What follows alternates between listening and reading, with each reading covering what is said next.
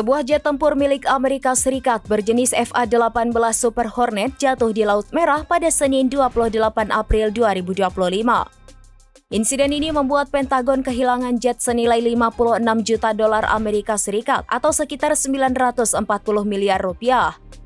Dikutip dari New York Post, Angkatan Laut Amerika Serikat menjelaskan bahwa jet sedang ditarik keluar dari hanggar kapal induk USS Harry S. Truman. Namun kapal tiba-tiba bergeser hingga membuat traktor yang menariknya hilang kendali. Akibatnya jet tempur FA-18 Super Hornet dan traktor terjun ke Laut Merah. Beruntung pilot dan kru yang mengemudikan traktor berhasil melompat bebas, hanya satu yang cedera ringan. Laporan awal dari lokasi kejadian menunjukkan bahwa kapal tiba-tiba berbelok untuk menghindari serangan dari Houthi. Hal tersebut disampaikan seorang pejabat Amerika Serikat kepada media, namun tidak dimuat dalam rilis resmi Angkatan Laut. Di hari yang sama, Houthi mengklaim telah meluncurkan serangan rudal dan drone terhadap USS Harry S. Truman. Juru bicara Houthi Jenderal Yahya Saree menyebut kapal induk Amerika Serikat berhasil dipukul mundur dan menjauh ke ujung utara Laut Merah.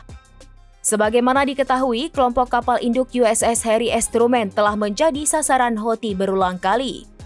Kapal induk bertenaga nuklir ini dapat membawa hingga 130 jet tempur, namun biasanya memiliki 36 hingga 48 pesawat saja.